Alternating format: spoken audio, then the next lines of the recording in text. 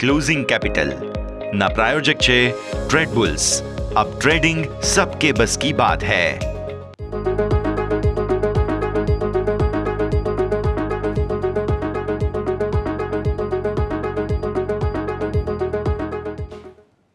Good afternoon ભાંગી નાખ્યું, તોડી નાખ્યું, ભૂક્કો કરી નાખ્યું. આજના ભારતીય માર્કેટ્સને જોતા એક જ વાત યાદ આવે છે, ગ્લોબલ સેન્ટિમેન્ટ્સ, ભારતીય સેન્ટિમેન્ટ્સ બધું ખરાબ થઈ ગયું. અચાનક જ બધું સમજીશું. હું યશ આપની સાથે. સૌથી પહેલા હેડલાઇન્સ તો જોઈ લઈએ. માર્કેટમાં ભારે નબળાઈ સાથે દિવસના ન્યૂનતમ સ્તરો પર નિફ્ટી 200 અંકથી વધુ ઘટી 24,100 ને નજીક. બેંક નિફ્ટી 650 અંક ઘટી 50,000 ને નીચે. Bank, financial, oil and gas, metal શેરમાં વેચવાલી. ડાઉ ફ્યુચર્સ 80 અંક ઉપર, નાસ્ડેક ફ્યુચર્સ 0.5% વધુની મજબૂતી પર. યુરોપિયન માર્કેટમાં મિશ્ર કારોબારની શરૂઆત. એશિયન માર્કેટમાં નિક્કાઈ 1200 અંકની મજબૂતી સાથે બંધ થયો. ક્રૂડ ઓઇલમાં ઉછાળાથી ઓઇલ માર્કેટિંગ કંપનીઓમાં દબાણ. બીપીસીએલ 2.5% ઘટી, નિફ્ટીનો ટોપ લૂઝર. આઈઓસીએલ, એચપીસીએલ 2 થી 3% ઘટ્યા.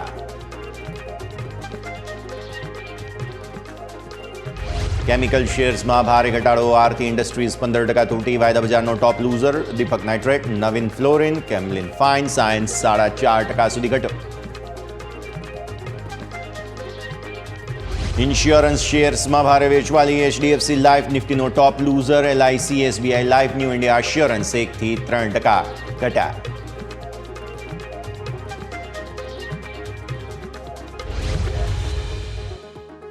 તો આવો જઈએ અમારા સીધા ઇન્ટરેક્ટિવ વોલ પર અને સમજીએ ભારતીય માર્કેટ્સ જ્યારે ઘટી રહ્યા છે ત્યારે થઈ શું રહ્યું છે, હવે શું થઈ શકે, બધી જ શક્યતાઓની આપણે વાત કરવાની છે. પહેલાં તો એક વાત સ્પષ્ટ છે કે મૂળ માહોલ નકારાત્મક થઈ ચૂક્યો છે. 10 દિવસ 20 દિવસની મૂવિંગ એવરેજનું કન્જંક્શન 24,400નું હતું. નિફ્ટીના ડેઇલી ચાર્ટ્સ બતાવીશું. 24,400ના કન્જંક્શનથી ગઈકાલે તમને ક્લોઝ આપવામાં સફળતા ન આપી નિફ્ટીએ, અને ત્યારબાદ માહોલ ખરાબ થઈ ગયો. નિફ્ટીના ડેઇલી ચાર્ટ્સ તમને બતાવી દઈએ, જેમાં તમને સમજવા મળશે કે 24,400થી કઈ રીતે તમે અટકી રહ્યા છો. સાઇઝેબલ સેલિંગ આજે આવ્યું. તમને આપણે દિવસની શરૂઆતમાં વાત કરી હતી કે 24,000નો મહત્વનો સપોર્ટ છે. આ છે તમારો 24,000નો મહત્વનો સપોર્ટ. ઉપર 10 અને 20 દિવસના મૂવિંગ એવરેજનું કન્જંક્શન જુઓ તમે. આટલા દિવસથી આપણે એને આસપાસ હતા. ગઈકાલે તેને ઉપર પણ નીકળ્યા, પણ ત્યાંથી ફરી સેલિંગ આવ્યું, અને આજે તમે સાઇઝેબલ સેલિંગ જોઈ રહ્યા છો. તો આવી સ્થિતિમાં 24,400 પ્રોબ્લેમ બની રહ્યું છે. 25,075 સુધી આપણે ગયા હતા, પછી હવે 24,400 પર ટોપ બની રહ્યું છે. એટલે પહેલું સેલિંગ તમારું અહીંયા આવ્યું, બીજું સેલિંગ હવે તમારું અહીંયા આવી રહ્યું છે.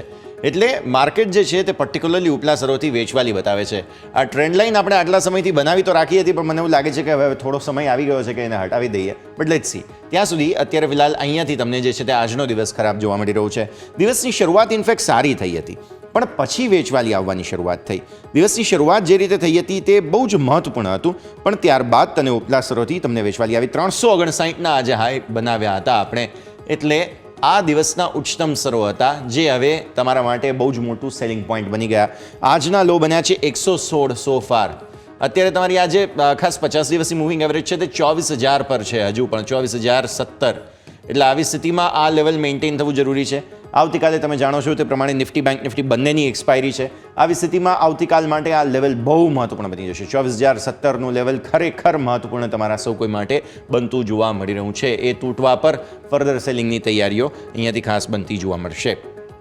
પછી તમે આવો અહીંયાથી ખાસ 15 મિનિટના ચાર્ટ પર. 15 મિનિટના ચાર્ટમાં તમે જુઓ કઈ રીતે આજના દિવસે જે છે તે સેલિંગ આવતું જોવા મળી રહ્યું છે.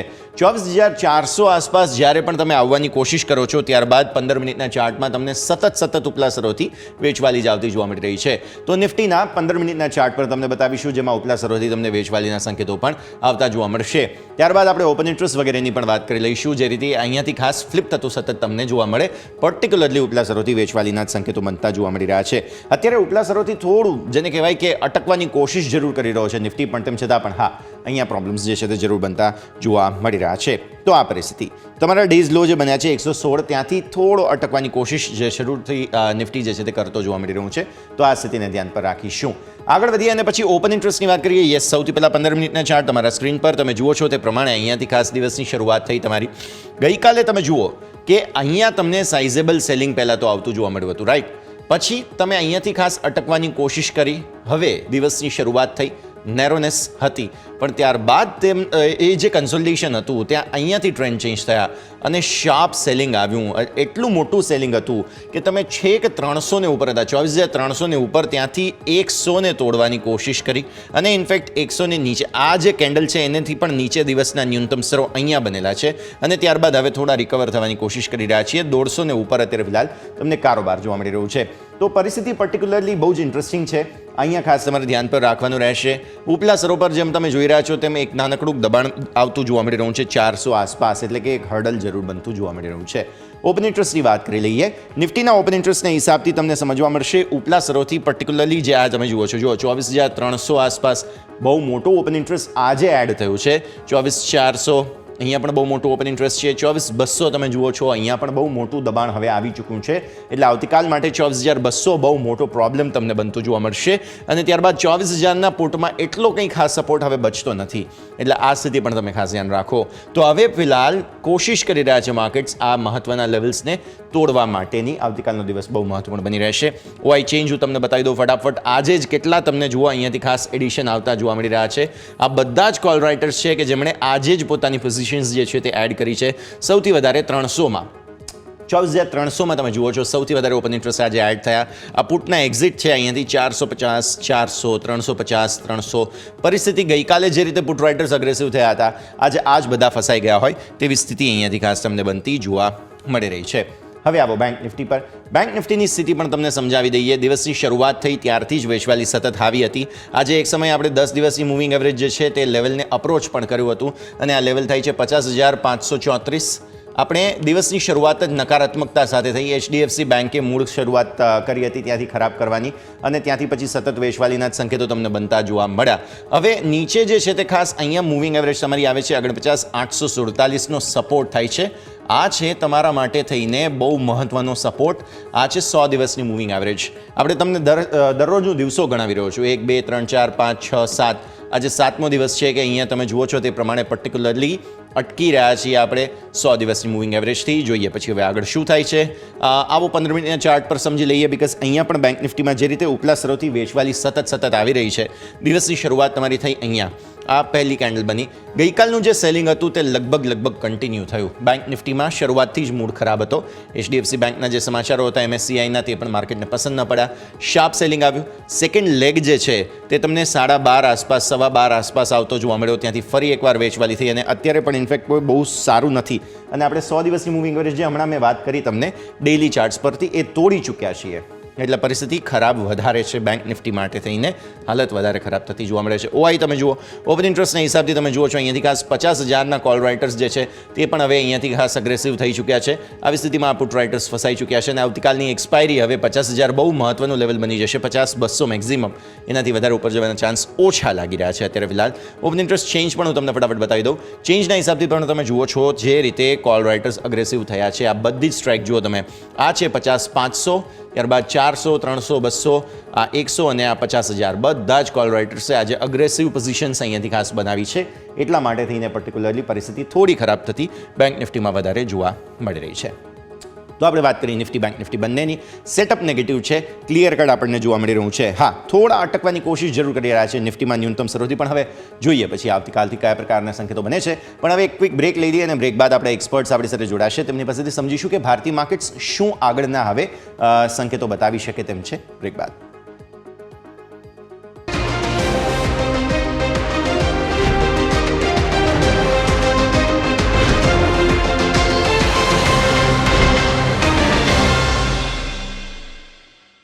તો બ્રેક બાદ આપનું સ્વાગત છે અને ભારતીય માર્કેટ્સ તમે જોઈ રહ્યા છો તે પ્રમાણે હજુ પણ બ્રેક લાગી નથી ઘટાડાને. સોફાર તો આપણને એ જ પરિસ્થિતિ બનતી જોવા મળી રહી છે. નજર રાખીએ આગળ વધી. આપણી સાથે ચર્ચા માટે જોડાઈ રહ્યા છે KR ચોકસીના હેમેન કાપડિયા અને માર્કેટ એક્સપર્ટ અસીમ મહેતા. આપ બંનેનું સ્વાગત. Good afternoon. માર્કેટનો મૂડ ગુડ નથી. ક્લિયરલી મંદીના સંકેતો અત્યારે જોવા મળી રહ્યા છે. પ્રોબ્લેમેટિક લેવલ્સ જે હતા આપણા માટે 24,400, ગઈકાલે પણ સફળતા ન મળી, આજે પણ ન મળી અને હેમેન ત્યાંથી વેચવાલી આવી રહી છે. 50 દિવસની મૂવિંગ એવરેજથી આશા અપેક્ષાઓ છે. હવે બેંક નિફ્ટી ઓલરેડી 100 દિવસની મૂવિંગ એવરેજ તોડી ચૂક્યું છે. સર, કઈ રીતે જોઈશું ભારતીય માર્કેટ્સને? A very good afternoon, Yash. Thank you for having me on the show. A very good afternoon to Asimભાઈ. માર્કેટને કરેક્શનની બાનું જોતું હતું, બાનું મળી ગયું, કરેક્શન આવી ગયું હજી કરેક્શન પડી તો એવું લાગતું નથી. 2 ગેપ પડ્યા છે. યશ, આપણે ગયા વીકે બી વાત થઈ હતી. એક બી ગેપ નથી ભરાયો. ગેપ નહીં ભરાય ત્યાં સુધી માર્કેટ સસ્ટેન થશે નહીં. ને બીજો ગેપ તો દૂર છે. પહેલો ગેપ 2-3 વાર કોશિશ કરી ચૂક્યા પણ એ બી માંડ થોડોક જ ભરાયો નથી.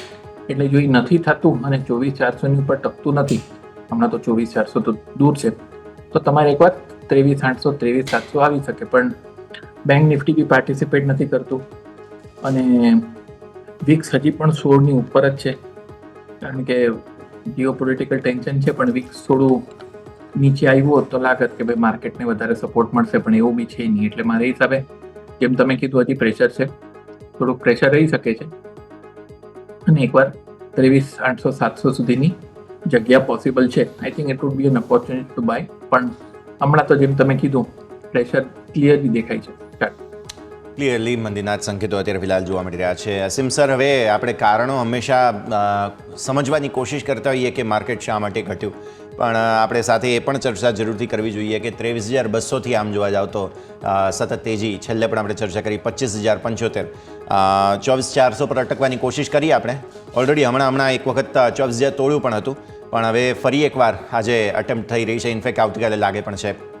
થોડા મિડલ ઇસ્ટના ટેન્શન્સ વધી રહ્યા છે. અમેરિકાની જે મૂડ માહોલ છે તેની અસર મે બી પોસિબલ છે. હિન્ડનબર્ગનું પણ થોડું આફ્ટર ઇફેક્ટ વોટ એવર કંઈ પણ હોય, કેમ કે હવે તો કારણો આપણે કંઈક જેને કહેવાય ને કે ફેંકવાના છે. જે લાગી ગયું એ લાગી ગયું.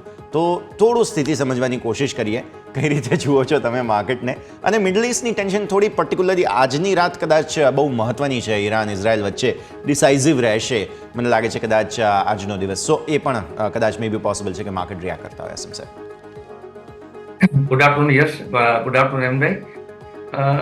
સી, માર્કેટનું જે મુવમેન્ટ છે આપણે છેલ્લા કેટલાક વખત ચર્ચા કરી છે કે કમ્ફર્ટ ઝોન થોડો માર્કેટમાં હતો નહીં. અને એક વસ્તુ અત્યારની વાત કરીએ તો આપણે we are on 13th of August, લગભગ ક્વાર્ટરલી રિઝલ્ટ્સ હવે પૂરા થવાની તૈયારીમાં છે. એ પછી જે ડેટા આવ્યા, મેક્રો ડેટા આપણે જોઈએ તો ઇન્ફ્લેશન લો આવ્યું છે. એક વ્યાજ કટની અપેક્ષા આપણને આવનારા સમયમાં બની શકે છે. ઇન્ડસ્ટ્રીયલ પ્રોડક્શન થોડું ઘટેલું છે. આ બધા મિક્સ કહી શકાય ટાઈપના ડેટા છે. પણ of course as far as inflation is concern આપણા ડેટા ઘણા કમ્ફર્ટેબલ દેખાઈ રહ્યા છે. પણ મેં જેમ પહેલાં બી કહ્યું કે ઇન્ડિયા ડેફિનેટલી થોડું કમ્ફર્ટેબલ છે. આપણું કેપિટલ એક્સપેન્ડિચર પણ વધી રહ્યું છે. પણ વીસ તમે જોશો તો ઇન્ટરનેશનલ લેવલે ખૂબ જ પ્રોબ્લેમ વધી રહ્યા છે. ડે બાય ડે કંઈક નવું આપણને જાણવા મળે છે, જેની ડાયરેક્ટલી ઓર ઇનડાયરેક્ટલી ઇફેક્ટ આપણને પણ થોડી આવી શકે છે. માર્કેટમાં લિક્વિડિટી ઘણી સારી છે. સામે ચડે એફઆઈ થોડું કોન્સ્ટન્ટ વેચવાલી છે આપણે જોઈએ છે. એઝ પર ઇન્ધન ઇઝ કન્સર્ન, બહુ લાંબુ આમાં બોલીશ નહીં, પણ આમ ઇન્ટેન્શન વાઇઝ કંઈ બહુ યોગ્ય લાગ્યું નથી. આમાં કદાચ ઘણું બોલી શકાય, પણ આપણે આપણો મુદ્દો છે નહીં અત્યારે. અને આજના માર્કેટને કદાચ એના સાથે આપણે જોડવું પણ ના જોઈએ. માર્કેટ નેચરલ કોર્સમાં કરેક્શન આપી રહ્યું છે અને હજી પણ મને એમ લાગે છે કે આવનારા સમયમાં કરેક્શન આવી શકે છે. એટલે થોડી કમ્ફર્ટ લેવલ ઓછી છે. પણ યશ, હું એવું કહું છું કે જ્યારે આ ટાઈપનું માર્કેટ હોય ને જે ઇન્વેસ્ટર હોય, જે લોંગ ટર્મ માટે રોકાણ કરવા માંગતા હોય, એના માટે ક્યાંક ને ક્યાંક કોઈ સેક્ટરમાં અથવા કોઈ સ્પેસિફિક સ્ક્રિપ્ટમાં પણ તક બનતી હોય છે. તો એક માર્કેટને આપણે ઇગ્નોર નથી કરતા. માર્કેટમાં કોન્સ્ટન્ટ વોચફુલ રહીશું તો બહુ જ સારી ઇન્વેસ્ટમેન્ટની ઓપોર્ચ્યુનિટી બનવાની છે. એટલે માર્કેટ અત્યારે કરેક્શનના મોડમાં છે, આપણે ચોક્કસ માનીએ છીએ. હજી ફર્ધર ઘટી શકે, જેમ હેમંતભાઈએ લેવલ આપ્યા એ ચોક્કસ ઓબ્ઝર્વ કરવાના રહે. પરંતુ ઇન્વેસ્ટર માટે હું માનીશ કે ઓબ્ઝર્વ કરતા રહ્યો અને સારી સ્ક્રિપ્ટને એક વખત આપણે એનાલાઇઝ કરી અને ઇન્વેસ્ટમેન્ટની ઓપોર્ચ્યુનિટી લેવી જોઈએ. બરાબર છે. પરફેક્ટ ઓપોર્ચ્યુનિટી અહીંયાથી ખાસ બનતી પણ તમને જોવા મળશે. પહેલાં તો સ્ટોક્સ જાણી લઈએ. હેમંત સર, આવા માર્કેટમાં કયા કયા સ્ટોક્સ ડિફેન્સિવ જવું કે કઈ રેકમેન્ડેશન તમે અત્યારે ફિલહાલ ધ્યાન પર આવી રહ્યા છો? હેમંત સર, સાચું પૂછો તો કોઈ રેકમેન્ડેશન આપવા જેવું જ નથી રહેતો માર્કેટમાં. But yes, I think 2-3 stocks છે. એક M&M ફાઇનાન્શિયલ છે, બીજો એક આપણે હિન્દુસ્તાન યુનિલિવર છે, એક્સિસ બેંક ઓવરસોલ્ડ છે, મને લાગે છે આ ડાઉનસાઇડ લિમિટેડ છે. HDFC બેંક ને પણ હવે સાચું પૂછો તો ડાઉનસાઇડ લિમિટેડ લાગે છે.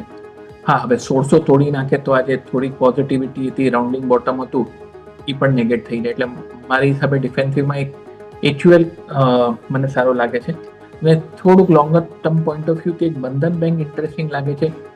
યશ 6 વર્ષથી સ્ટોક ચાલ્યો નથી, જબરદસ્ત અંડર પરફોર્મન્સ છે, પણ હવે અહીંયા ફરવાના મૂડમાં છે. એટલે once again short term call નથી, તમારો વર્ષ 1.5 વર્ષનો કોલ હોય તો વ્યૂ હોય તો Bandhan bank can be a dark horse, looks very interesting. 220ની ઉપર વીકલી ચાર્ટ પર બંધ આવે તો મારી હિસાબે 6 વર્ષ પછી પહેલું તેજીનું આપણે ગ્રીન શૂટ જોઈ શકીએ. યશ. ઓકે, સો વ્યૂ આ પ્રમાણે અહીંયાથી ખાસ બનતો જોવા મળે તો સ્ટોક સ્પેસિફિક તમારે આ બધા સેક્ટર સ્ટોક્સ છે જેમ હેમંત સરે કહ્યું ધ્યાન રાખવાનું રહેશે. આગળ વધીએ. સૌથી પહેલાં આઇનોક્સ વિન્ડ અમારા ધ્યાન પર આવ્યો છે, તેની સાથે ચર્ચાની શરૂઆત કરીએ. અગેન હેમંત સર તમારા પાસે ચાર્ટ્સ લઈને આવીએ. શરૂઆતી કારોમાં 12% તેજી હતી, પછી ઓબ્વિયસલી નવા લાઈફ હાઈ બન્યા છે અહીંયા સ્ટોકમાં. 3 megawatt class wind turbine generator માટે થઈને એવરન્યુ તરફથી કંઈક ઓર્ડર મળ્યો છે અને અઠવાડિયા અગાઉ પણ જે ઇન્ટિગ્રમ એનર્જી છે તેના તરફથી 201 મેગાવોટનો ઓર્ડર મળ્યો હતો. એટલે સારું ઓર્ડર ઇન્ફ્લો છે. 347% શેર એક વર્ષમાં વધી ચૂક્યો છે. INOX wind sir. યશ, આપણી પાસે જેટલી લિસ્ટેડ હિસ્ટ્રી છે એની હિસાબે ઓલ ટાઈમ હાઈ પર છે, એટલે કોઈ ઓળખીતા રેઝિસ્ટન્સ લેવલ બચતા નથી. 20 વાળો જેમ તમે કીધું 237 થાય એટલે ફ્રેશ તો લેવાની કોઈ સલાહ જ નથી. Absolutely not. એફએનો સ્ટોક નથી એટલે કે શોર્ટ બોટમ બી કાંઈ અપ્લાય નથી થતું. મંદીનો તેજીનો આજનો ગેપ છે એ ઓલમોસ્ટ ભરાવાની કોશિશ છે. મારી હિસાબે આ તમને 175ની આસપાસ આવે તો ત્યાં તમે કન્સિડર કરી શકો, કારણ કે 175-85નો કન્જેશન એરિયા છે જ્યાંથી બ્રેકઆઉટ આવ્યો હતો. તો એ લેવલ પર આવે તો તમે કોન્ટ્રા બાય કોલ લઈ શકો. હમણાં બધું જ સારું છે, short term, medium term, long term, પણ અત્યારે બાયની કોઈ સલાહ નથી. કરેક્શન વગર. ઓકે, સો બાય ઓન ડિપ્સની રણનીતિ તો નથી જ, આના પર ફોકસ તમને બનતું જોવા મળી રહ્યું છે. આગળ વધીએ ફરી એકવાર ભારતીય માર્કેટ્સ પર આપણા સૌ કોઈનું ફોકસ કરીએ. અત્યારે ફિલહાલ જે વેચવાલી જોવા મળી રહી છે તે સો ફાર અત્યારે યથાવત છે, હજુ સુધી અટક્યા નથી. પરિસ્થિતિ પર નજર રાખવાની રહેશે. હમણાં આપણે વાત કરી આઇનોક્સ વિન્ડની. રિન્યુએબલ સ્પેસ અસીમ સર તમારા પાસે લઈને આવીએ. બહુ મહત્વપૂર્ણ જગ્યાએ છે. સુઝલોન બહુ જબરદસ્ત બઝ બની રહ્યો છે, આઇનોક્સ વિન્ડ બહુ જબરદસ્ત બઝ બની રહ્યો છે. ઇવન રિન્યુએબલમાં પણ ખાલી જો વિન્ડ પાવર વાળા સ્ટોક્સ ઉપર ફોકસ કરીએ આપણે તો પણ આ બધા સ્ટોક્સમાં બહુ મોટો બઝ અત્યારે ફિલહાલ બની રહ્યો છે. સર, સેક્ટર સમજવાનું રહેશે. અસીમ સર. સૌપ્રથમ તો જે એન્વાયરમેન્ટના એંગલથી ઝીરો કાર્બન એમિશનની જે વાત છે એના ઉપર ગવર્મેન્ટ ઓફ ઇન્ડિયા બહુ મોટું કામ કરી રહી છે. ઇવન આપણે જાણીએ છીએ કે સોલાર રૂફટોપથી માંડી અને વિન્ડ પાવર, સ્પેસિફિકલી જ્યારે આપણો ક્વેશ્ચન વિન્ડ પાવરનો છે તો બહુ જ મોટી કેપેસિટી આપણે એડ થઈ રહી છે. અને તમે જો પ્લેયર જુઓ છો તો પ્રમાણમાં લિમિટેડ પ્લેયર્સ છે. સુઝલોનમાં રિસ્ટ્રક્ચર થયા પછી અપાર્ટ ફ્રોમ વિન્ડ એનર્જી લોકો હાઇબ્રિડ પણ બનાવવા માંગશે, એટલે કે સોલાર અને પ્લસ મીન્સ વિન્ડ એનર્જી. અને નોટ ઓનલી ઓનશોર પણ ઓફશોર કરવાની પણ એક યોજના છે અને એમાં પણ કંપનીઓ આગળ વધી રહી છે. આપ તમે જોશો તો હજી જે રીતના ટાર્ગેટ્સ છે યશ, એ પ્રમાણે ઘણું બધું કામ કરવાનું બાકી છે અને ઘણી મોટી કેપેસિટી ઇન્સ્ટોલ થાય પૂરેપૂરી શક્યતા છે. પર્ટિક્યુલરલી આપણે જે આઇનોક્સ વિન્ડની ટેકનિકલી વાત કરી અને જે રીતે અત્યારે પોઝિશન છે એ પ્રમાણે હેમંતભાઈ સમજાવ્યું કે ન્યૂ હાઇટ ઉપર છે એટલે કદાચ વેઇટ કરવું જોઈએ. પણ ઓવરઓલ જ્યારે કેપેસિટી ઇન્સ્ટોલ વધારે થઈ રહી છે, આવનારા સમયમાં આ બધી જ કંપનીની પ્રોફિટેબિલિટી ઘણી સારી આવી શક્યતા છે. મારી દ્રષ્ટિએ સુઝલોન તો ડેફિનેટલી બાય કરવો જોઈએ. દરેક અત્યારે નો ડાઉટ ઘણું બધું ઉપર આવી ગયું છે, 60 કરીને 83 સુધી પહોંચી ગયો હતો. થોડું કરેક્શન આવ્યો તો ડેફિનેટલી બાય કરવું જોઈએ. મારું એક કન્ઝર્વેટિવ ટાર્ગેટ એવું છે કે 6 થી 8 મહિનામાં આ સ્ટોક આપણને 110 થી 120 ની આસપાસ જોવા મળી શકે છે. 110 થી 120 સુધીના સંકેતો બનતા જોવા મળી શકે છે. આગળ જતા નજર રાખવાની રહેશે. નેક્સ્ટ સ્ટોક જો પાવરની જ આપણે વાત કરીએ છીએ તો ત્યાંથી પછી હવે થોડું મેકઅપ પર અને બ્યુટી કેર પર આવીએ. આપણે હવે ફોકસ કરીશું હોનાસા કન્ઝ્યુમર એટલે કે મામા અર્થ પર. ફોકસ એટલા માટે કારણ કે ગોલ્ડમેન સાઇઝ તરફથી બાય રેટિંગ આવ્યું છે એટલે 2 થી 5% તેજી જોવા મળી. હેમંત સર, ચાર્ટ્સ એક વખત નજર કરી લો. મામા અર્થ જેટલું પણ ડિટેલ્સ અવેલેબલ છે ચાર્ટમાં, ટ્રેન્ડ કેવો લાગી રહ્યો છે તમને? ટ્રેન્ડ સાઇડવેઝ છે યશ. જેમ તમે કીધું ડેટા ઓછો છે પણ મોટેથી તમે જુઓ તો એક ઉપરનું લેવલ છે તમારે 500 ને 508 અને નીચેનું લેવલ આવે છે 360. તો આ તમે જોશો તો યસ લિસ્ટિંગના થોડા વખત પછીથી આ રેન્જમાં જ છે, એટલે ટ્રેન્ડિંગ બાયસ કંઈ પણ નથી. હા, ચાલુ હશે તો એને 508ની ઉપર બંધ આપવું પડશે, અને આ 360 તોડે એવું તો સાચું પૂછો તો કંઈ લાગતું નથી. એની પહેલા 440નો સપોર્ટ છે, એટલે સ્ટોક રેન્જ બાઉન્ડ છે. કોઈ ટ્રેન્ડિંગ બાયસ હજી સુધી તો દેખાતું નથી. હશે ઓકે, સો બાયસ ઓછું છે, આવી પરિસ્થિતિ પર નજર રાખવાની રહેશે. અચ્છા, બીજા બધા સ્ટોક્સની વાત કરીએ પહેલાં મારે ખાસ HDFC બેંક લઈને આવવું છે. હેમંત સર, અગેન થોડું ટેકનિકલી વાત કરીએ, બિકોઝ રિસેન્ટ જે સ્વિંગ્સ બન્યા હતા એમાં ઓલમોસ્ટ 1680-1670 આસપાસથી થોડું સેલિંગ આવ્યું છે, અને હમણાં પણ રિસેન્ટ તમે ગઈકાલે જોયો તો 1660 આસપાસ હતા, આજે 1600 ઓલમોસ્ટ આવી ગયા. આટલું શાર્પ સેલિંગ આવ્યું આવા હેવી વેટ સ્ટોકમાં, પણ ત્યારે કે જ્યારે MSCI રિબેલેન્સિંગના પૈસા ઓગસ્ટમાં જ આવવાના છે. કોઈ પણ બાઉન્સ બેકના એન્ટિસિપેશન તમે માનો છો કે એટલીસ્ટ 1560 સુધી જે એના ટ્રેન્ડ લાઇન છે, જૂની ટ્રેન્ડ લાઇન 1560 આસપાસથી પહેલાં તેજી જોઈ હતી, તો ત્યાં સુધી રાહ જોવી જોઈએ આપણે, હેમંત સર? વેલ, સાચું પૂછે તો ગઈકાલે સવાલ પૂછ્યો દિવસ તો તમને કે રાહ ન જોવી જોઈએ, પણ આજે જે સેટઅપ છે અને ગેપ ડાઉન ખોલ્યું અને આજે 55 દિવસ મૂવિંગ એવરેજ તોડવાની તૈયારીમાં છે, એટલે સાચું પૂછો તો એક રાઉન્ડિંગ બોટમ ખેલ તો yes, that is clearly a તેજીનું ફોર્મેશન. ઇન્ડિકેટર બધું બાયમાં હતું, આપણે ડેલી ચાર્ટની વાત કરી રહ્યા છીએ. તો સાચું પૂછો તો આ સેટઅપ બે જ લાગતો હતો મને. 1590 ને 1670 અને 1670 પાર કરવાની તૈયારી હતી એવું લાગતું હતું. હવે આ રિવર્સ થયો, ગેપથી ઘટ્યો, એટલે યસ આઈ થિંક ટાઈમિંગ તો રાહ જોવી જોઈએ એવું લાગે છે. અને જો 1590ની નીચે બંધ આવ્યો તો તમે જે 1560નું લેવલ કીધો ફટાકથી કદાચ એ જ દિવસે કે 15 મિનિટમાં આવી જાય, કારણ કે અહીંયા ઘણા વખતથી એટલે જો તો 6 વીકનું આ કોન્સોલિડેશન, હું હજી પણ કોન્સોલિડેશન કહું છું, નીચે બ્રેકડાઉન આવશે તો આપણે ડિસ્ટ્રીબ્યુશન કહેવું પડશે, પણ 6 વીકની આ મુવમેન્ટ છે. એટલે મને હતું કે અહીંયાથી હવે ઓવરસોલ્ડ સ્થિતિ રાઉન્ડિંગ બોટમ ઇન્ડિકેટર જોઈને અપસાઇડ બ્રેકઆઉટ આવશે, પણ એ નથી. સો એબ્સોલ્યુટલી રાઈટ, 1590ની નીચે 1560 આવી શકે, રાહ જોવી. થોડું વેઇટ કરો, પણ લેવલ્સ આવશે, હજુ પણ ઘટાડા તરફના નજર રાખવાની રહેશે. નેક્સ્ટ સ્ટોક મેરિકો પર નજર કરીએ. 2%ની તેજી શેરમાં જોવા મળી છે. કંપનીનો બાંગ્લાદેશનો બિઝનેસ ફરી એકવાર થોડો નોર્મલ થતો જોવા મળેલો છે. આવી સ્થિતિમાં ફરી એકવાર થોડું પોઝિટિવિટીનું એક્શન આવતું જોવા મળી રહ્યું છે. અસીમ સર, બહુ મહત્વનું હોય જ્યારે કોઈ પણ એક દેશમાં જ્યારે સપ્લાય બંધ થઈ જાય ત્યારબાદ ફરી એકવાર કામકાજ શરૂ થાય, નોર્મલસી તરફ આગળ વધીએ. ડેમેજ જરૂર થયું હોય સ્ટોકમાં, પણ ત્યારબાદ આ જે નોર્મલસી આવે તેમાં ઇવેન્ચ્યુઅલી બાઇંગની સારી તક આપણે હિસ્ટોરિકલી જોયેલી છે, કોવિડ સમયે, બીજા બધા જે કારણો હતા એ સમયે. તો આવી સ્થિતિમાં મેરિકો પરફેક્ટ બાઇંગ ઓપોર્ચ્યુનિટી તમને લાગે છે કે આ કોઈ પણ ઘટાડો જે આવ્યો તેમાં બની શકે? આજે 2.5%ની મજબૂતી છે. બાય ધ વે, તો પ્રથમ તો જે બાંગ્લાદેશના સમાચાર એક સેન્ટિમેન્ટલી ચોક્કસ પોઝિટિવ ગણી શકાય. પ્રોડક્શન સ્ટાર્ટ થયું છે, that is a good sign, અને કદાચ હોપફુલી, હજી કંઈ એવો ઇન્ડિકેશન નથી, પરંતુ હોપફુલી આપણે આશા રાખીએ કે નોર્મલસી ધીમે ધીમે કન્ટ્રીમાં આવે. એક ફેક્ટર ચોક્કસ કંપની માટે પોઝિટિવ ગણાય, પણ યશ, મારું એવું માનવું છે કે આ ટાઈપના માર્કેટમાં આપણે જોઈએ તો જે ટ્રિગર કહી શકાય એવા ટ્રિગર કોઈ અત્યારે છે નહીં. રિઝલ્ટ આવી ગયા છે, ડેટા બધા ઓલમોસ્ટ પાર છે. હવે માર્કેટ એક પુશઅપ માટે અથવા કહી શકાય કે એના ટ્રિગર માટે કંઈ રાહ જોઈ રહ્યું છે. એ સંજોગોમાં FMCG સેક્ટર મને ડિફેન્સિવ લાગી રહ્યું છે, સારું લાગી રહ્યું છે. એટલે હું એઝ સચ મેરિકોના સ્પેસિફિક આજના ન્યૂઝ છે એ અલગ વસ્તુ છે, પણ સેક્ટર એઝ અ હોલ મારો વ્યૂ પોઝિટિવ છે. હિન્દુસ્તાન યુનિલિવર છે કે પછી ITC છે, મેરિકો ઇવન, આ બધા માટે મારો વ્યૂ પોઝિટિવ છે. આ માર્કેટમાં ડિફેન્સિવ સેક્ટર તરીકે FMCG ઘણું સારું કામ કરશે. ઓકે, સો FMCGનો વ્યૂ આવી રીતે પોઝિટિવ થતો તમને જોવા મળી શકે છે, નજર રાખવાની રહેશે. આજે આપણે જોઈ રહ્યા છીએ ઓવરઓલ ઘટનારા શેર્સમાંથી એક ડિફેન્સિવ સ્ટોક સામે આવ્યો હોય તો તે છે ટાઇટન. બહુ ખરાબ હાલતમાં હતો, પણ હવે જ્યારે માર્કેટની હાલત ખરાબ છે તો બચાવવા માટે ટાઇટન આગળ આવ્યો છે. ફરી 3385ના લેવલ આવ્યા છે. હેમંત સર, તમારા પાસે આવીએ. ટાઇટન સરસ સપોર્ટ લેવાની કોશિશ કરી છે, ટેમ્પરરી છે કે નહીં? બિકોઝ લાસ્ટ ટાઈમ જ્યારે તેજી હતી, આ લગભગ 2 અઠવાડિયા પહેલાંની જો વાત કરીએ તો એ ટકી નહોતી. સો આ વખતે પહેલાં તો એ ટેસ્ટ કરવું બહુ જરૂરી છે. Hemant sir? Yes, I think હમણાં માર્કેટને બચાવી આવ્યું છે અને 3280 તૂટતો નથી, એટલે મને લાગે 3400ની ઉપર 3500 પહેલાં આવી શકે.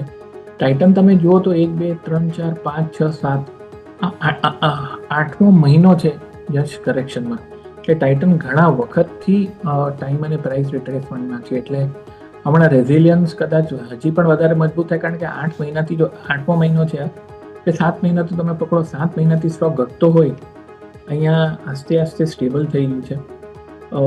મને લાગે છે અહીંયા શોર્ટ ટર્મ બાયસ થોડો પોઝિટિવ છે. હવે માર્કેટને આઉટપરફોર્મ કરશે એમ નથી કહેતો, પણ જો માર્કેટ ઘટતું છે એમાં આ સ્ટેબલ તો રહેશે, એટલે માર્કેટ ઘટશે એટલું નહીં ઘટે, સિમ્પલી બીકોઝ સમવેર આ એનો ઘટાડો ઓલરેડી બિલ્ટિંગ છે. એટલે આઈ વુડ છે 3280નો સપોર્ટ હોલ્ડ કરશે, 3500 પહેલાં આવી શકે એવી શક્યતા છે, બટ 3500ની ઉપર બંધ આવે તો ને તો જ આપણે વીકલી ચાર્ટ પર પોઝિટિવ જોઈ શકીએ હશે. ઓકે, સો વ્યૂ આ પ્રમાણે અહીંયાથી ખાસ બનતું જોવા મળી રહ્યું છે. ટાઇટન જબરદસ્ત તેજી આજે આપણને જોવા મળી રહી છે સ્ટોકમાં. નેક્સ્ટ, MSCI ગ્લોબલ ઇન્ડેક્સમાં જે મોટા બદલાવ થયા છે તેમાંથી HDFC બેંકની તો ઓલરેડી આપણે વાત કરી છે, ફંડામેન્ટલી પછી આગળ ચર્ચા કરીશું, પણ નેક્સ્ટ સ્ટોક જે પર્ટિક્યુલરલી છે તે છે ડિક્સન ટેકનોલોજીસ, જેમાં બહુ સરસ તેજી હતી.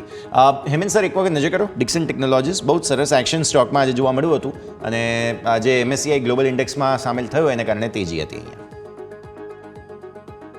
6.5 વીકની સાઇડવેઝ મુવમેન્ટ છે, સ્ટોક લોંગ ટર્મ તેજીમાં છે, અને કદાચ છેલ્લા 1.5 વર્ષથી તેજી અને તેજી હજી પણ બરકરાર છે. 12,700ની આસપાસ એને બહુ જ રેઝિસ્ટન્સ છે, એની પહેલાં 12,200નું રેઝિસ્ટન્સ છે. Yes, short term bias positive, આજે વોલ્યુમથી વધ્યો છે, ઇન્ડિકેટર પોઝિટિવ થયા છે, એટલે મને લાગે છે અહીંયા 12,200ની ઉપર જો બંધ આવે તો કદાચ અહીંયા વધારે અપસાઇડ આવી શકે, પણ હમણાં તો તમે જુઓ તો તેજીની બજારમાં કરેક્શન છે, પણ 2,500 વાળો જો 13,500 વન વે થયો છે, કદાચ આ કોન્સોલિડેશનમાં time actually under current strong છે, એટલે કદાચ પ્રાઇસ એટલો ન ઘટે 10,600 ની નીચે, પણ ટાઈમ લઈ શકે, એટલે આઈ વુડ સે કોન્સોલિડેશન છે, એક્ઝેક્ટલી રેન્જની વચ્ચે છે. આવી બજારમાં સપોર્ટ પાસે લઈએ તો આપણે રિસ્ક રિવોર્ડ રેશિયો અને સ્ટોપ લોસ થોડી વધારે ક્લિયર થાય. યસ. ઓકે, સો વ્યૂ આ પ્રમાણે અહીંયાથી ખાસ બનતું જોવા મળી રહ્યું છે, નજર આપણે સૌ કોઈએ રાખવાની રહેશે. આગળ વધીએ. ખાસ ભારતીય માર્કેટ્સ ક્લોઝ થઈ ગયા, પહેલાં તો રિએક્શન લઈ લઈએ. 140 અને લગભગ આ આસપાસ જ સેટલ થાય, બહુ વધારે રિકવર ન થાય. આગળ 50,863 એટલીસ્ટ 100 દિવસની મૂવિંગ એવરેજને ઉપરનું ક્લોઝ આપવાની કોશિશ કરી છે બેંક નિફ્ટીએ, સેટલ થઈ જવા દઈએ. મિડ કેપ સ્મોલ કેપ હાલત ખરાબ, 1.25% સ્મોલ કેપની હાલત ખરાબ થઈ, મિડ કેપની 0.5% આસપાસની વેચવાલી. વિક્સ ફરી એકવાર વધ્યો છે. ક્લોઝિંગનું એક ક્વિક રિએક્શન લઈ લઈએ. હેમંત સર, કઈ રીતે જુઓ છો? આવતીકાલે કોઈ ગેપ ફિલ કરવાની કોશિશ માર્કેટ કરે છે તો પછી કયા પ્રકારની રણનીતિ અપનાવવી જોઈએ? યસ, તમારા મોઢામાં ઘી સાકર જો કાલે મંદીનો ગેપ ફીલ કરે, સાચું પૂછે તો લાગતું નથી, પણ મને કેટલા ફિલિંગ કે હજી પણ બેંક નિફ્ટીનું ઠેકાણું નથી, પણ ઇન્ડિવિજ્યુઅલી તમે જુઓ તો મને લાગે છે એક્સિસ બેંક ઓવરસોલ્ડ છે, ઘટે એવું નથી લાગતું, બહુ ઘટે એવું નથી લાગતું. તમારે ICICI બેંક બી ઓવરસોલ્ડ છે, મને લાગે છે કાલે જરા રિકવરી આપે એવું લાગે છે. ઇન્ડસઇન્ડ બેંક તો બહુ અંડર પરફોર્મન્સ છે, પણ એ પણ સપોર્ટ પર ઊભો છે. HDFC બેંક જ આખી બેંક નિફ્ટીનું પિક્ચર થોડું ખરાબ કરે છે, એટલે સાચું પૂછો તો ટાઈમ બિંગ માટે આઈ થિંક ઇન્ડેક્સ અવોઇડ કરો. જે અસીમભાઈએ કીધું, FMCG સ્ટોક્સ જુઓ, કારણ કે જે અસીમભાઈને ફંડામેન્ટલ પોઝિટિવ્સ છે એ ટેકનિકલી પણ મેચ થઈ રહ્યા છે, તો આઈ થિંક ઇન્ડેક્સ કરતાં સ્ટોક સ્પેસિફિક ધ્યાન રાખો. અને મને હજી પણ લાગે HDFC બેંક છોડીને બધી આ બેંક્સ ઓવરસોલ્ડ છે. હમણાં વધારે બહુ ઊંડો ઘટાડો આવે એવા મને ચાન્સ થોડા ઓછા લાગે છે. યસ, લેવલ્સ 24,400ની ઉપર જો નિફ્ટી જાય છે તો it would be a pleasant surprise. 23,900 તૂટશે તો 400 પોઈન્ટ ફટાકથી જશે. હમણાં એ તૂટશે કે નહીં તેવું મુશ્કેલ છે. બેંક નિફ્ટીના આપણે કોરસ્પોન્ડિંગ લેવલ યસ વાત કરીએ તો આ લેવલ તમારે આ લેવલ છે 39,708 આઈ થિંક ઇમ્પોર્ટન્ટ છે. બાકી 50,800ની ઉપર જે મંદીનો ગેપ ભરાવાનું ટ્રાય કરે તો I think that would be a big positive for market. એટલે I would say stock specific રહ્યો. નિફ્ટી બેંક નિફ્ટી હજી પણ ક્લિયર નથી. હા, નેગેટિવ ઓવરહેંગ હજી પણ. એક્સપાયરીનો દિવસ છે, લેટ્સ સી કોઈ મિરેકલ લાવે, કંઈ પણ નવા જૂની થાય તો પછી કંઈક વાત અલગ. ઉપરથી ડબલ બોનાન્ઝા એક્સપાયરી છે હેમંત સર, એટલે કાલે બંને નિફ્ટી બેંક નિફ્ટી એકસાથે કંઈક નવા જૂની કરે. Let's see. સર, સમય થયો છે રજા લેવાનો. હેમંત સર, જેટલી આપણે ચર્ચા કરી આપના ડિસ્ક્લોઝર્સ. ઘણા સ્ટોકની વાત કરીએ, સાચું બધું યાદ નથી, પણ પર્સનલ હોલ્ડિંગમાં તો કદાચ નથી, ફેમિલીના હોલ્ડિંગ હોઈ શકે. અમુક સ્ટોક્સ પર મારું ફંડામેન્ટલ કવરેજ છે. જે વ્યૂઝ તમારી ચેનલ પર વ્યક્ત કર્યા છે અમારા રિટેલ અને ઇન્સ્ટિટ્યુશનલ ક્લાયન્ટને કમ્યુનિકેટ થઈ શકે. આપણે દર્શકોની એક જ વિનંતી છે કે ભાઈ એના ફાઇનાન્શિયલ સલાહકારની સલાહ લઈને જ કામ કરવું, સ્ટોપ લોસ જરૂર રાખવી. અને આભાર તમારા શોમાં બોલવા માટે Yash. It's always a pleasure and thank you અસીમભાઈ for doing the show. Thank you sir, thank you so much for connecting with us. ખૂબ ખૂબ આભાર. તો ભારતીય માર્કેટ્સનું ક્લોઝ એક વખત ક્વિક રેપઅપ લઈએ તો 831નું સેટલમેન્ટ થયું બેંક નિફ્ટીમાં. 49 831, નિફ્ટી 24 139 પર 200 પોઈન્ટનો નેટ ઘટાડો બતાવે છે. મિડ કેપ અને સ્મોલ કેપ પણ 0.5% અને 0.25% રિસ્પેક્ટિવ ઘટાડો બતાવે છે. સૌથી વધારે સેક્ટર કે જેમાં આજના દિવસે વેચવાલી હતી તે હતો ફિન નિફ્ટી, ઓબ્વિયસલી એક્સપાયરીનો દિવસ અને ઉપરથી વેચવાલી જોવા મળી. મેટલ સ્ટોક્સમાં વેચવાલી, સરકારી બેંક્સમાં, સરકારી એન્ટરપ્રાઇઝીસમાં અને બેંક્સ, આ સિવાય સરકારી એન્ટરપ્રાઇઝીસ પર્ટિક્યુલરલી મેજર તમને જોવા મળેલા છે. તો માહોલ જ્યારે ફરી એકવાર જ્યારે ખરાબ થઈ રહ્યો છે તો જે સૌથી વધુ ચાલ્યા હતા, સૌથી વધુ વેચવાલી પણ ત્યાં જ આવી રહી છે. બેંક્સ છે, સરકારી એન્ટરપ્રાઇઝીસ છે કે જેમાં નફા વસૂલી તમને હેવી વેઇટ થતી જોવા મળી રહી છે. તો આપણે જે MSCIની વાત કરી રહ્યા હતા તેના પર પાછા આવીએ. MSCIના 2 સ્ટોક્સ છે કે જે મારે અસીમ સર તમારા સાથે ચર્ચા કરવી છે. પહેલું કાઉન્ટર હું તમારા સાથે ચર્ચા કરવા માગું છું તે છે HDFC બેંક અને બીજું કાઉન્ટર છે બંધન બેંક. હું બંનેની તમારા સાથે પછી આવીને વાત કરું. એ પહેલાં એક વખત નિફ્ટીના ટોપ લૂઝર્સ અને ટોપ ગેઇનર્સ હું તમને ફટાફટ જણાવી દઉં. ટોપ લૂઝર્સ અને ટોપ ગેઇનર્સ પર નજર કરશો તો તમને જોવા મળશે પર્ટિક્યુલરલી સૌથી પહેલાં તો આજે સૌથી વધુ વેચવાલી આવતી જોવા મળી HDFC બેંક, ઓબ્વિયસલી 3-3.5% નીચે હતો. ત્યારબાદ BPCL અગેન 3.5% આસપાસની વેચવાલી તમને અહીંયા બનતી જોવા મળી.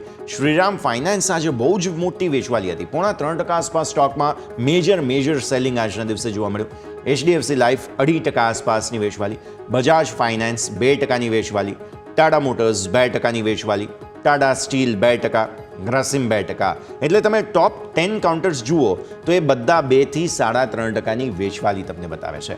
ટોપ ગેઇનિંગ કાઉન્ટર્સ કયા હતા? ટાઇટન ઓલરેડી મેં ડિસ્કસ કર્યો. અપોલો હોસ્પિટલ દિવસની શરૂઆતથી જ ઇનફેક્ટ ટોપ ગેઇનિંગ સેક્ટર સ્ટોક તરીકે સામે આવતો હતો. સેક્ટર તો હતું જ પણ સ્ટોકમાં ડોક્ટર રેડ્ડીઝ લેબ 1%ની સરસ તેજી, ટાટા કન્ઝ્યુમર પ્રોડક્ટ્સ 0.5%ની તેજી તમને અહીંયા જોવા મળી. તો ઓવરઓલ ભારતીય માર્કેટ્સ ઘટાડા સાથે બંધ થયા છે. હવે અસીમ સર પાસે જઈએ. અસીમ સર, MSCIની આપણે વાત કરી રહ્યા હતા. રિબેલેન્સિંગમાં 2 કાઉન્ટર્સ ઉડીને આંખે વળગતા હતા. એક હતો HDFC બેંક અને એક હતો બંધન બેંક. પહેલાં HDFC બેંક પર આવીએ. મેઇન ખરાબ માહોલ એટલે થયો કારણ કે પહેલાં એકસાથે પૈસા આવવાના હતા એવું માર્કેટે એન્ટિસિપેટ કર્યું હતું, પણ MSCI એવું નક્કી કર્યું કે અમે 2 ટુકડામાં, એક અત્યારે ઓગસ્ટમાં કરીશું અને એક પછી લગભગ સપ્ટેમ્બર કે નવેમ્બર એવું કંઈક વાત હતી, લગભગ નવેમ્બરમાં આઈ ગેસ. સો 2 ટુકડામાં એ લોકો ઇન્વેસ્ટ કરશે હવે HDFC બેંકમાં અને એના કારણે થઈને કદાચ માહોલ ખરાબ થઈ ગયો, એટલો ખરાબ થયો કે 60 રૂપિયાથી વધુનો ઘટાડો આજે સ્ટોકમાં આવી ગયો. સો પહેલાં HDFC બેંકને સમજીએ આપણે. કારોબારમાં કોઈ પ્રોબ્લેમ નથી, પરિણામોમાં હા થોડું ઘણું ટેન્શન જે છે માર્જિન્સ વગેરેનું, NPAsનું લગભગ સોલ્વ થઈ જશે, ચોમાસું સારું જઈ રહ્યું છે એટલે. તો આવી સ્થિતિમાં HDFC બેંકને આજે MSCIના જે સમગ્ર ફ્લો, ઇનફ્લો, આઉટફ્લો જે કરવું હોય એ લોકો કરી લે, પછી આપણે કઈ રીતે જોવાનું છે એને? યસ, એક તો જે HDFC bank fundamentally strong company છે, તેમાં કોઈ એમાં ડબલ માઇન્ડ નથી. પરંતુ એટલે 6 મહિના પહેલા એક મોટો ગેપ આપણને જોવા મળ્યો હતો અને 2 વસ્તુ હતી કે HDFC બેંક ઓલવેઝ એક બીજી બધી બેંક કરતાં પ્રીમિયમ વેલ્યુએશન હંમેશા એને મળતું હતું. પરંતુ આપણે જોયું કે પછી જે મેનેજમેન્ટ છે ત્યાં મર્જિંગ થયું, એ પછીના જે ડેટા જે આપણે જોયા એમાં ક્યાંક ને ક્યાંક જે વેલ્યુએશન્સ આપણને ઊંચા મળતા હતા એ નોર્મલ એટ પાર થવા માંડ્યા અને નો ડાઉટ રિઝલ્ટ સારા હોવા છતાં પણ જ્યારે વેલ્યુએશન્સ અને વેઇટેજ ઓછું મળે તો એ ડાઉન જતું હોય છે. અત્યારે અપેક્ષા એમ હતી કે આમ જ્યારે 2 ટુકડામાં આપવાની વાત આવતી હોય કોઈ બી ફંડ્સને, તો સ્વાભાવિક રીતે જે ઇન્વેસ્ટરનો કોન્ફિડન્સ છે થોડોક શેક થતો હોય છે, કારણ કે એક સારી મુવમેન્ટ આપણને સ્ટોકમાં જોવા મળી હતી, પરંતુ એ પછી આપણને એક પાછું ફરીથી કરેક્શન જોવા મળ્યું છે. એટલે હું હજી એમ કહીશ કે આપણે આમાં રાહ જોવી જોઈએ, આ સ્ટોકમાં લેવાની ઉતાવળ નહીં કરવી જોઈએ. અને બીજું યશ, એક મોટો પ્રોબ્લેમ અત્યારે એમ શકાય બેન્કિંગ સેક્ટર માટે કે જે નેટ ઇન્ટરેસ્ટ માર્જિન છે એ થોડા ઘટી રહ્યા છે. ડિપોઝિટ અને એડવાન્સીસનો જે રેશિયો છે એ પણ થોડોક એક ચેલેન્જિંગ બની રહ્યો છે. RBIના નવા સર્ક્યુલર પ્રમાણે દરેક બેંક હવે ડિપોઝિટના રેટ નક્કી કરવા માટે ફ્રી છે, પરંતુ જો હાઈ ડિપોઝિટ જ્યારે તમે લેશો હાઈ રેટે તો સ્વાભાવિક રીતે એડવાન્સીસના રેટ પણ વધારવા પડશે. એટલે આ એક બેન્કિંગ સેક્ટર માટે થોડીક ટેમ્પરરી ચેલેન્જીસ બની રહી છે. સિમિલરલી આપણે ખ્યાલ હશે કે જે હાઉસિંગ ફાઇનાન્સની જે પણ કંપનીઓ છે અથવા બેંક છે એમણે 15% પોતાના જે ટોટલ એડવાન્સીસના લિક્વિડ એસેટમાં રાખવા પડશે. એટલે આ બધા આપ જોયું છે કે આ બધી જ કંપનીઓ થોડુંક આજે વેટેજ આપણને એનું રિએક્શન જોવા મળ્યું હતું. એટલે HDFC બેંકમાં હું હજી પણ રાહ જોવાની સલાહ આપીશ તમને. ડેફિનેટલી થોડી રાહ જોવાની સલાહ તમને અહીંયાથી ખાસ બનતી જોવા મળી રહી છે. નજર પણ ખાસ રાખવાની રહેશે.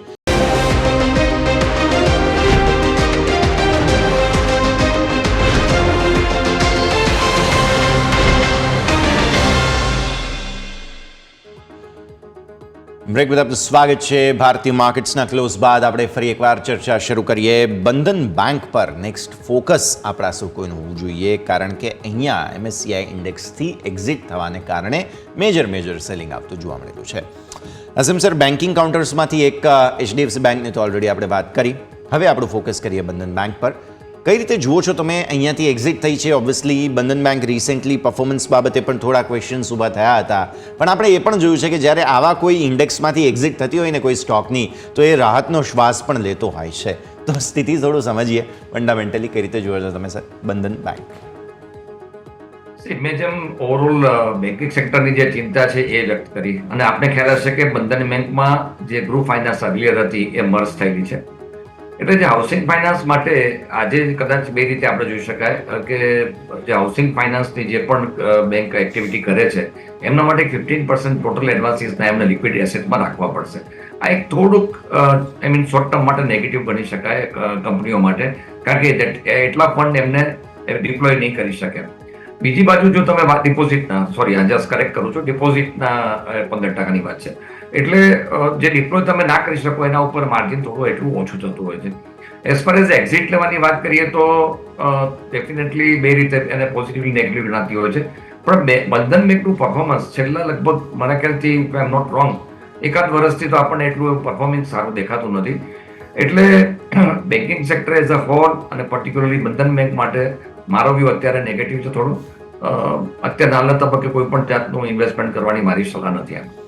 ક્લિયરલી બંધન બેંકથી દૂર રહેવાની જ સલાહ તમને અહીંયાથી ખાસ બનતી જોવા મળી રહી છે. નજર રાખવાની રહેશે. નેક્સ્ટ સ્ટોક સર ઓલેક્ટ્રા ગ્રીન પર આપણે નજર કરવી જોઈએ. ઓલેક્ટ્રા ગ્રીન એટલા માટે બિકોઝ નંબર્સ આવ્યા અને નંબર્સ બાદ સારું રિએક્શન, પ્લસ એમના MD છે તેમને એક્સટેન્શન આપવામાં આવ્યું, એટલે કે નેક્સ્ટ 3 વર્ષ માટે મેનેજમેન્ટ ચેન્જ કોઈ નથી થઈ રહ્યું. જે ટોપ મેનેજમેન્ટ છે તેને કન્ટિન્યુ રાખવામાં આવ્યા છે. આ બધા સમાચારોને વેલ રિસીવ કરવામાં આવ્યો હતો અને બંધન બેંકના સ્ટોકમાં તેજી સારી એવી જોવા મળી, 13% સુધીની તેજી. તમને યાદ હોય તો વચ્ચે આ સ્ટોકમાં થોડી બ્રેક લાગી ગઈ હતી, પણ આજે જે સમાચાર આવ્યા ત્યારબાદ ફરી એકવાર ઇલેક્ટ્રિક વ્હીકલની ગતિથી આ સ્ટોક આગળ વધ્યો, 13%ની સારી તેજી જોવા મળી. સર ઓલેક્ટ્રા ગ્રીન આમાં બે વસ્તુ છે કે અત્યારે જે રીતે તમે આખું બજેટનું ડિટેલ્સ જો તમે જોશો તો સરકારનું ફોકસ છે કે જે કાર્બન એમિશન જેટલું બને એટલું ઓછું થઈ શકે. આજે જે પબ્લિક ટ્રાન્સપોર્ટ વ્હીકલ્સ જે દરેક મ્યુનિસિપાલિટીમાં અથવા તો દરેક સિટીમાં હોય છે એમાં ગ્રેજ્યુઅલી ઇલેક્ટ્રિક વ્હીકલનું ઇન્ટ્રોડક્શન કરવામાં આવી રહ્યું છે, અને એના માટે જે ગવર્મેન્ટ તરફથી એને સબસિડી પણ આપવામાં આવી રહી છે. અત્યારે આ ઓલેક્ટ્રા ગ્રીન પાસે અને JBM ઓટો બંને હું કહીશ કદાચ બંને પાસે ખૂબ સારા ઓર્ડરની પોઝિશન છે, અને સરકારનું અને ઇવન ઓવરઓલ સબસિડીના વલણ કારણસર આ કંપનીઓ ઘણા પ્રોફિટમાં વધારે પ્રોફિટ કરી શકે એવી શક્યતા છે. અને લુકિંગ ટુ ધી ફ્યુચર, કારણ કે એલોકેશન જે થઈ રહ્યું છે એ પ્રમાણે હજી પણ આ બધી કંપનીઓમાં મોટા ઇમ્પ્રુવમેન્ટ થવાની શક્યતા છે પ્રોફિટેબિલિટીમાં. વ્યૂ એબ્સોલ્યુટલી પોઝિટિવ છે. એવરી ડિક્લાઇન બાય કરવાની સલાહ છે JBM auto as well as Olectra. તો JBM ઓલેક્ટ્રા બંને પર ફોકસ આ રીતે અહીંયાથી ખાસ બનતું જોવા મળી રહ્યું છે.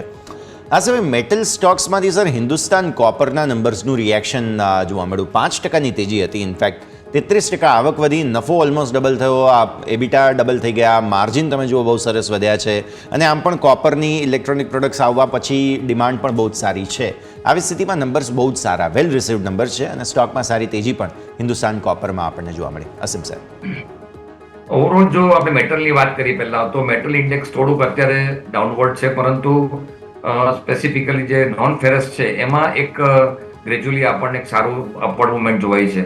પર્ટિક્યુલરલી હિન્દુસ્તાન કોપરના રિઝલ્ટ બહુ જ સારા આવેલા છે, અને લુકિંગ ટુ ધ રિઝલ્ટ મને એમ લાગે છે કે આ કંપનીમાં હજી પણ આ સ્ટોક આ લેવલે ઇન્વેસ્ટમેન્ટ કરી શકાય અને આવનારો સમય હજી તો જે મેટલની સાયકલ આપણે થોડીક ડાઉનવર્ડ છે પરંતુ અપવર્ડ મોમેન્ટ જોવા મળશે તો આ સ્ટોકમાં એક મોટી તેજી જોવા મળી શકે એવું છે. ફંડામેન્ટલ ઘણા સારા છે અને આઉટલુક પણ સેક્ટરનું ગ્રેજ્યુઅલી ઇમ્પ્રુવ થઈ રહ્યું છે. બાય નીડ મારી એડવાઇસ રહેશે આમાં. ઓકે, સો વ્યૂ આ પ્રમાણે ઓલેક્ટ્રા અને ત્યારબાદ હિન્દુસ્તાન કોપર બંનેની આપણે વાત કરી નજર રાખવાની રહેશે. સર, સમય થયો છે રજા લેવાનો, જેટલી આપણે ચર્ચા કરી આપના ડિસ્ક્લોઝર્સ. જી યસ, આપણે શો દરમિયાન ઘણા સ્ટોક ડિસ્કસ કર્યા. એમાંના કોઈ સ્ટોક ફેમિલીના પોર્ટફોલિયોમાં નથી.